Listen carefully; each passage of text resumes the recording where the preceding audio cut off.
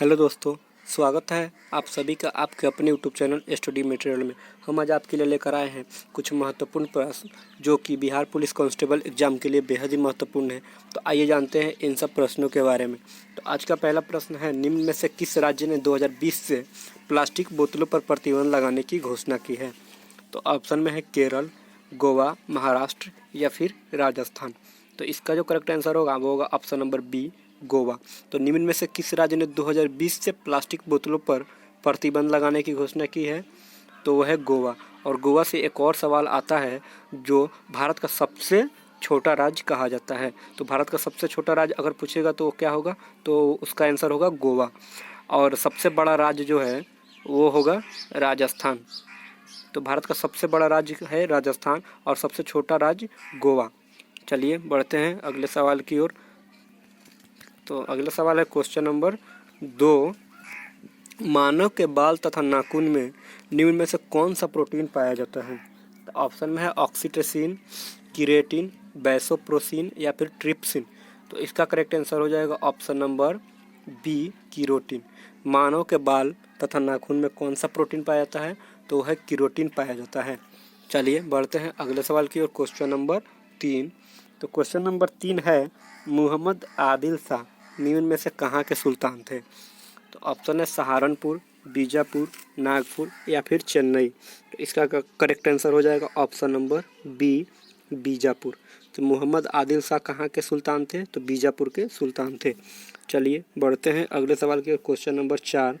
तो question number 4 है, संविधान के किस संशोधन द्वारा मतदान की आयु 21 वर्ष से घटाकर 18 वर्ष की गई? तो अब ऑप्शन में है 63वां, 64वां, 61वां या फिर 60वां। तो इसका जो करेक्ट आंसर हो जाएगा वो होगा ऑप्शन नंबर डी, 60वां। तो मतदान के किस संशोधन द्वारा मतदान की आयु 21 वर्ष से घटाकर 18 वर्ष की गई? तो 60वां संशोधन द्वारा। चलिए बढ़ते हैं अगले सवाल की ओर, क्वेश्चन नंबर 5। तो क्वेश्चन नंबर 5 है, नालंदा विश्वविद्यालय को किसने ध्वस्त करवाया था? तो इसका करेक्ट आंसर हो जाएगा ऑप्शन में है बख्तियार खिलजी, अलाउद्दीन खिलजी, मोहम्मद बिन तुगलक या फिर कुतुबुद्दीन ऐबक। तो इसका करेक्ट आंसर हो जाएगा ऑप्शन नंबर ए, बख्तियार खिलजी। नालंदा विश्वविद्यालय को किसने ध्वस्त करवाया था? तो इसका करेक्ट आंसर हो जाएगा बख्तियार खिलजी। और इसका निर्माण जो है किसने करवाया था? तो वो कुमार गुप्त ने करवाया था। तो ये भी इम्पोर्टेंट क्वेश्चन है, इसे भी याद रखेंगे। नालंदा विश्वविद्यालय को किसने ध्वस्त करवाया था? तो बख्तियार खिलजी ने ध्वस्त करवाया था और निर्माण कुमार गुप्त ने करवाया था। तो दोनों ही बेहद महत्वपूर्ण है, तो ये दोनों को ही याद रखेंगे। चलिए बढ़ते हैं अगले सवाल की ओर, क्वेश्चन नंबर 6।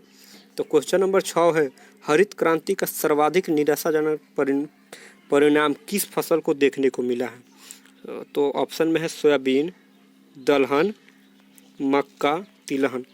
तो इसका जो करेक्ट आंसर हो जाएगा वो होगा ऑप्शन नंबर सी, दलहन फसल को देखने को मिला है। हरित क्रांति का सर्वाधिक निराशाजनक परिणाम किस फसल को देखने को मिला है? तो वह है दलहन। और विश्व में हरित क्रांति का जनक किसे कहा जाता है? तो नॉर्मन बोरलॉग को कहा जाता है, जो कि यूएसए के हैं, संयुक्त राज्य अमेरिका। और भारत में हरित क्रांति का जनक एम.एस. स्वामीनाथन को कहा जाता है। तो ये भी इम्पोर्टेंट है, दोनों को ही याद रखेंगे। चलिए बढ़ते हैं अगले सवाल की ओर, क्वेश्चन नंबर 7। तो क्वेश्चन नंबर 7 है, नासा के पहले इलेक्ट्रिक हवाई जहाज का नाम निम्न में से क्या है? तो ऑप्शन में है ग्लेन X-57, ऑप्शन बी है मैकडोनल्ड Y-57, ऑप्शन सी है मैक्सवेल X-57 या फिर मैकडोवेल 57। तो इसका करेक्ट आंसर हो जाएगा ऑप्शन नंबर सी, मैक्सवेल X-57। तो नासा के पहले इलेक्ट्रिक हवाई जहाज का नाम क्या था? तो मैक्सवेल X-57। चलिए बढ़ते हैं अगले सवाल की ओर, क्वेश्चन नंबर 8। तो क्वेश्चन नंबर 8 है, लोकपाल का कार्यकाल कितने वर्षों का होता है? तो ऑप्शन में है 6 वर्ष या 62 वर्ष जो पहले हो, 5 वर्ष या 60 वर्ष जो पहले हो, 5 वर्ष या 70 वर्ष जो पहले हो, या फिर 7 वर्ष या 70 वर्ष जो पहले हो। तो इसका करेक्ट आंसर हो जाएगा ऑप्शन नंबर सी, 5 वर्ष या 70 वर्ष जो पहले हो। और भारत का पहला लोकपाल पिनाकी चंद्र घोष थे। तो ये भी इम्पोर्टेंट है, इसे भी याद रखेंगे। और लोकपाल का कार्यकाल कितने वर्षों का होता है? तो 5 वर्ष या 70 वर्ष जो पहले हो होता है। और भारत का पहला लोकपाल पिनाकी चंद्र घोष है। तो ये भी इम्पोर्टेंट है, इसे भी याद रखेंगे। चलिए बढ़ते हैं अगले सवाल की ओर। Question number 9। तो क्वेश्चन नंबर 9 है बाराबती स्टेडियम कहाँ है? तो ऑप्शन में है पुणे, कोलकाता, भुवनेश्वर या फिर कटक। तो इसका करेक्ट आंसर हो जाएगा ऑप्शन नंबर डी, कटक। और कटक कहाँ है? तो उड़ीसा राज्य में है। चलिए बढ़ते हैं अगले सवाल की ओर। Question number 10। तो क्वेश्चन नंबर 10 है राष्ट्रीय जनजातीय महोत्सव 2019 का आयोजन कहाँ पर हुआ है?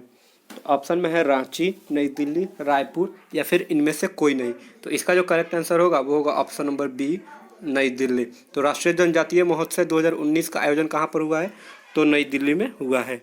चलिए बढ़ते हैं अगले सवाल की ओर। Question number 11। तो क्वेश्चन नंबर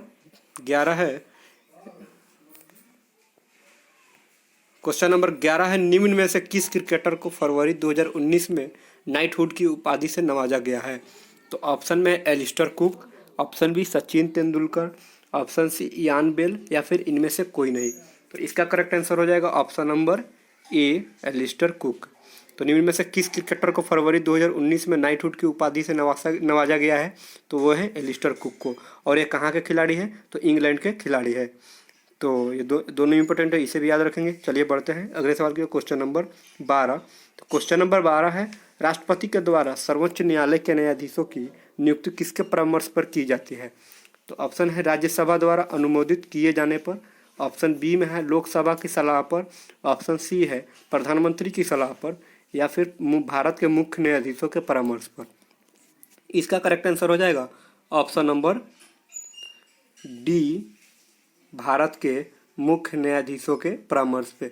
और वर्तमान में भारत के मुख्य न्यायाधीश शरद अरविंद बोबड़े हैं। और ये कितने नंबर वाले कौन से मुख्य न्यायाधीश है? तो 47वें मुख्य न्यायाधीश है। तो ये दोनों ही महत्वपूर्ण है, इसे भी याद रखेंगे। चलिए बढ़ते हैं अगले सवाल की ओर। Question number 13। तो क्वेश्चन नंबर 13 है निम्न में से किस राज्य में सर्वाधिक प्राकृतिक आपदाएं आती है? तो ऑप्शन है केरल, बिहार, उड़ीसा या फिर पश्चिम बंगाल। तो इसका करेक्ट आंसर हो जाएगा ऑप्शन नंबर सी, उड़ीसा। तो निम्न में से किस राज्य में सर्वाधिक प्राकृतिक आपदाएं आती है? तो उड़ीसा राज्य में आती है। चलिए बढ़ते हैं अगले सवाल की ओर। Question number 14। तो क्वेश्चन नंबर 14 है भारतीय राष्ट्रीय कांग्रेस के दूसरे अधिवेशन की अध्यक्षता किसने की थी? तो ऑप्शन है दादा भाई नौरोजी, गणेश अयंकर, WC बनर्जी या फिर इनमें से कोई नहीं। तो इसका करेक्ट आंसर हो जाएगा ऑप्शन नंबर बी, दादा भाई नौरोजी।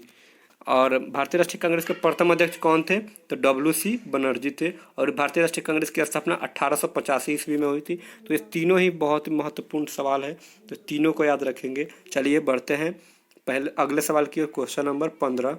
क्वेश्चन नंबर 15 है भारत का पहला गार्बेज कैफे कहाँ खोला गया था?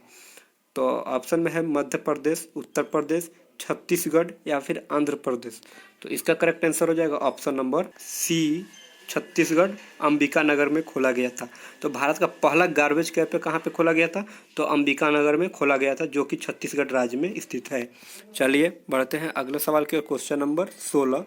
तो क्वेश्चन नंबर 16 है भारतीय मौसम विज्ञान का मुख्यालय निम्न में से कहाँ है? ऑप्शन में है नई दिल्ली, नागपुर, पुणे या फिर जोधपुर। तो भारतीय मौसम विज्ञान का मुख्यालय कहाँ स्थित है? तो इसका करेक्ट आंसर हो जाएगा ऑप्शन नंबर ए, नई दिल्ली।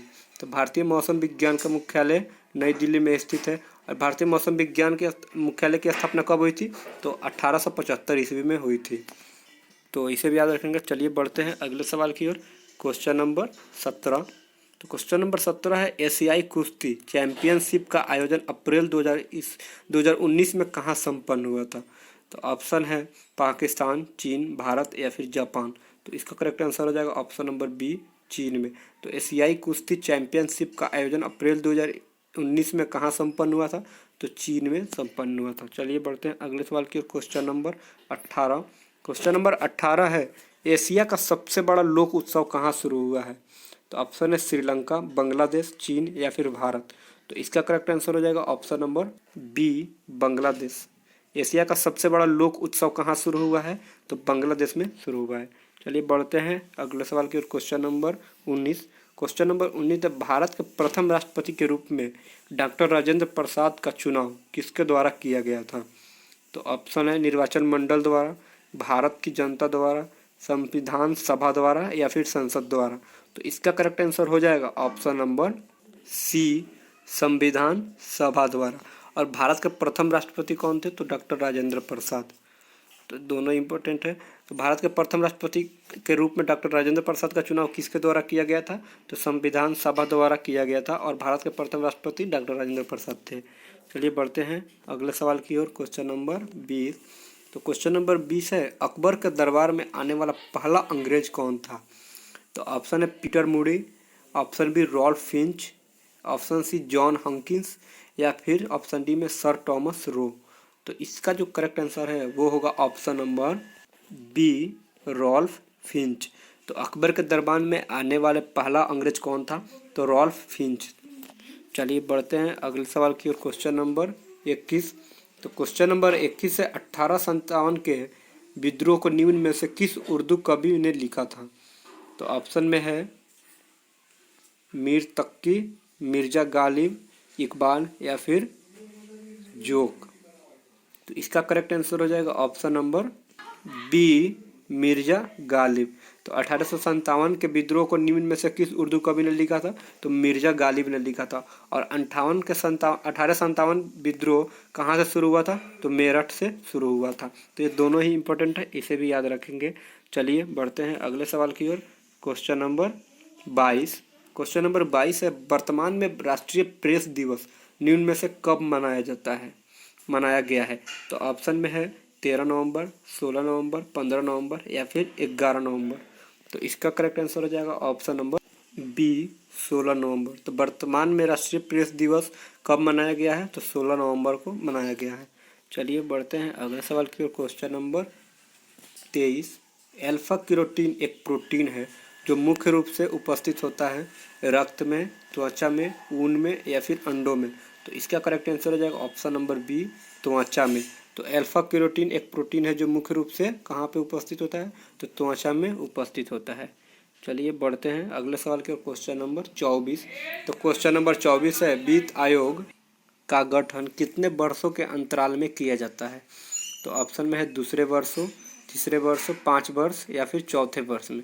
तो इसका करेक्ट आंसर हो जाएगा ऑप्शन नंबर सी 5 वर्ष।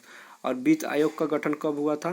तो 22 नवंबर 1951 को हुआ था। और इसके अध्यक्ष कौन है? तो प्रधानमंत्री होता है। तो चलिए इसे भी याद रखेंगे। चलिए बढ़ते हैं अगले सवाल की ओर। Question number 25। तो क्वेश्चन नंबर 25 है, हर्षवर्धन वंश के संस्थापक कौन है? तो ऑप्शन में है हर्षवर्धन, राज्यवर्धन, पुष्यभूति, या फिर प्रभाकर वर्धन। तो वर्धन वंश के संस्थापक पुष्यभूति हैं। तो ऑप्शन नंबर सी इसका करेक्ट आंसर हो जाएगा।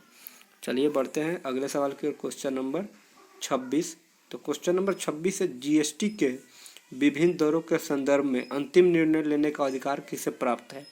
तो ऑप्शन में है प्रधानमंत्री, राष्ट्रपति, संसद, या फिर जीएसटी परिषद। तो इसका करेक्ट आंसर हो जाएगा ऑप्शन नंबर डी जीएसटी परिषद। तो जीएसटी के विभिन्न दरों के संदर्भ में अंतिम निर्णय लेने का अधिकार किसे प्राप्त है? तो जीएसटी परिषद को प्राप्त है। चलिए बढ़ते हैं अगले सवाल की ओर। Question number 27।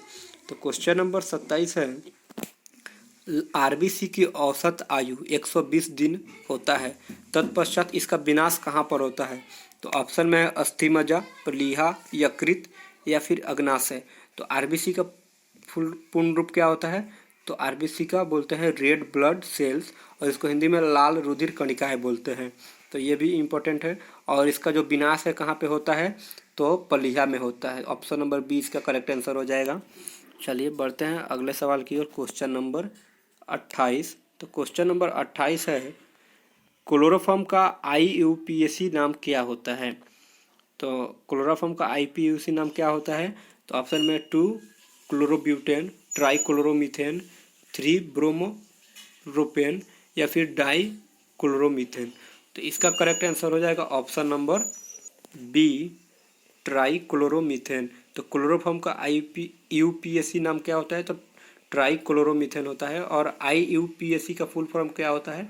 आईयूपीएसी का फुल फॉर्म होता है the international union of pure and applied chemistry. इसे भी याद रखेंगे, ये भी इम्पोर्टेंट है। आईयूपीएसी का पूर्ण रूप होता है the international union of pure and applied chemistry. और क्लोरोफॉर्म का आईयूपीएसी नाम क्या होता है? तो ट्राई क्लोरोमीथेन होता है। तो दोनों इंपॉर्टेंट है, दोनों को याद रखेंगे। चलिए बढ़ते हैं अगले सवाल की ओर। Question number 29। तो क्वेश्चन नंबर 29 है, अंग्रेजों ने भारत में अंग्रेजी को शिक्षा का माध्यम कब बनाया था? तो ऑप्शन में है 1813 ईस्वी में, ऑप्शन बी 1833, 1835 या फिर 1844। तो इसका करेक्ट आंसर हो जाएगा ऑप्शन नंबर सी 1835 ईस्वी में।